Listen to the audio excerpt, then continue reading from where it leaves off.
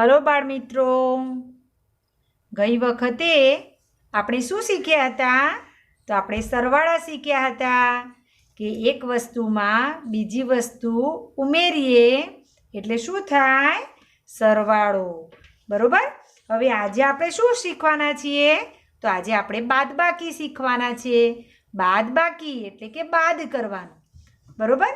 સરવાળામાં ઉમેરવાનું, બાદબાકીમાં બાદ કરવાનું. હવે જુઓ, અહીંયા સરસ મજાનું ચિત્ર પણ આપેલું છે. જુઓ, આ કેટલી ચકલીઓ છે? 1, 2 અને 3.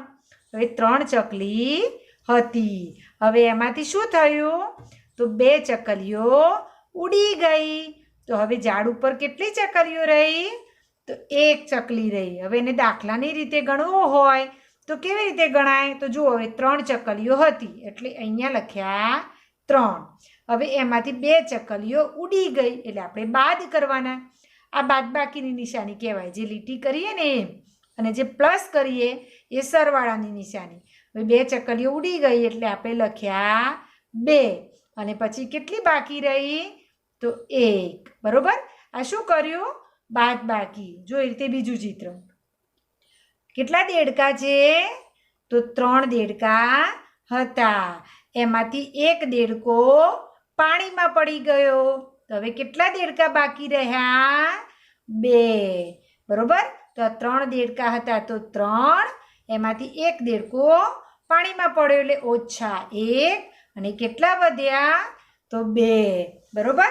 હવે જુઓ, એ રીતે મારી પાસે બોલ પેનો છે. જુઓ, એમાંથી હું તમને શીખવું. જુઓ અહીંયા. હવે આ કેટલી બોલ પેનો છે આપણે ગણીશું. હા, જુઓ, 1, 2, 3, 4, 5 અને 6. હવે મારી પાસે કેટલી બોલ પેન છે? તો 6. હવે એમાંથી હું 2 બોલ પેનને લઈ લઉં છું. તો કેટલી વધી?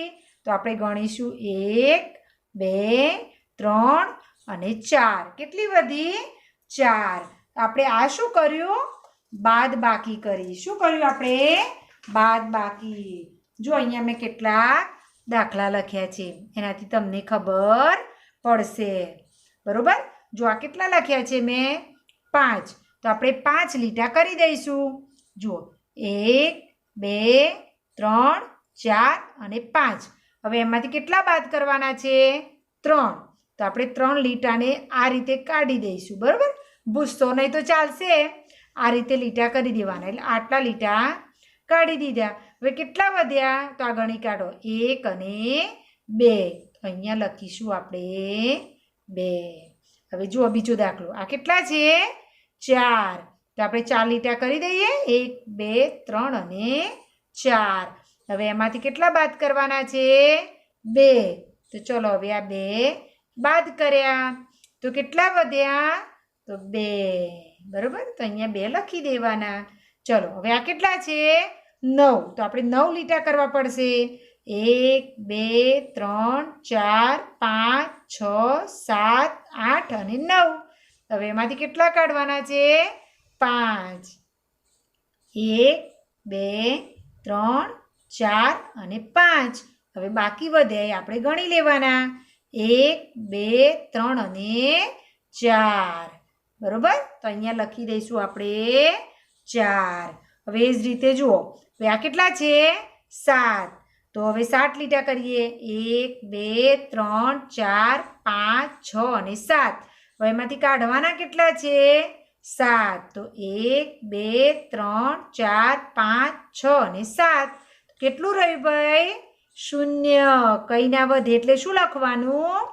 0. કોઈ પણ વસ્તુમાંથી એની એ સંખ્યા આપણે બાદ કરીએ તો જવાબ 0 આવે. બરોબર?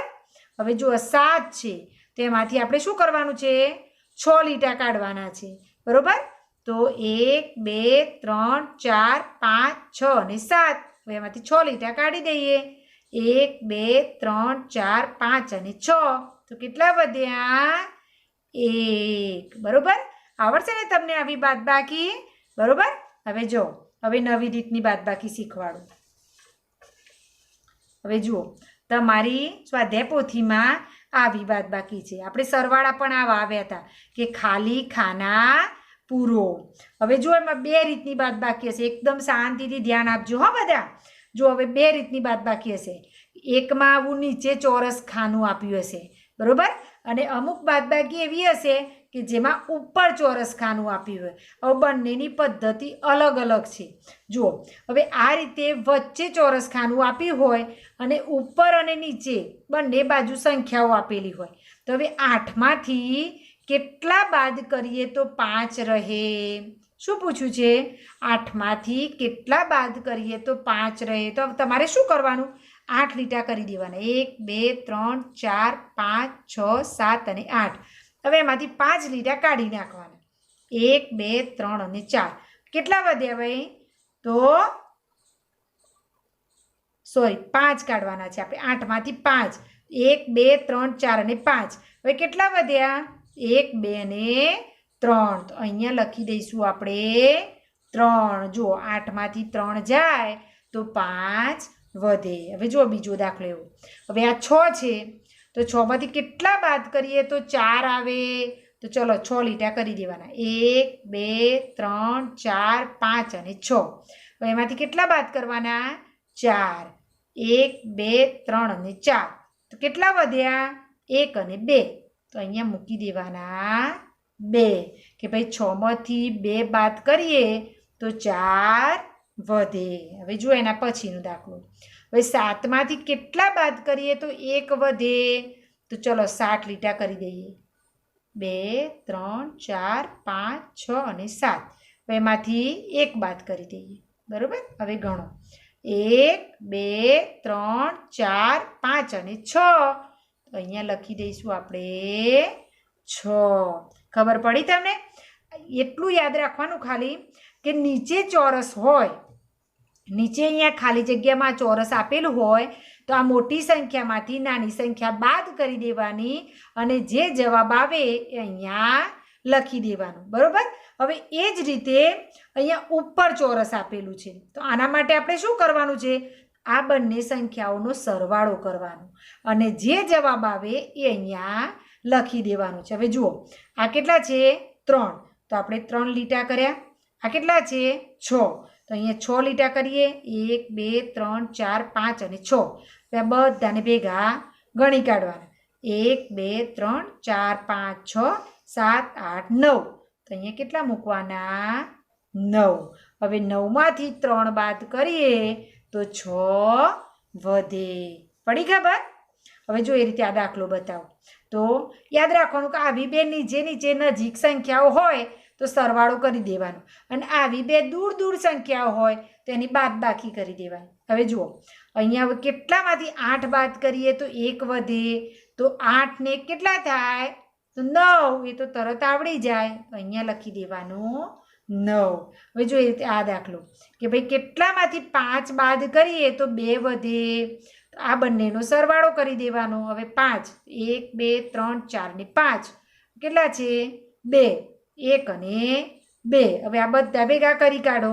1 2 3 4 5 6 અને 7. તો અહીંયા લખી દેવાના 7.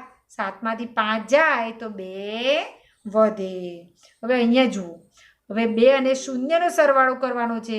હવે એટલું તો આવડી જાય ભાઈ. 2 અને 0નો સરવાળો કરીએ તો કેટલો જવાબ આવે?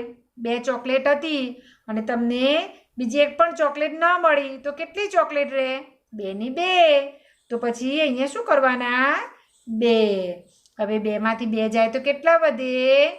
0. પાછો જવાબ મૂકી ફરી બાદબાકી કરી જોવાની કે ભાઈ મારો જવાબ સાચો આવે છે કે ખોટો આવે છે, બરોબર.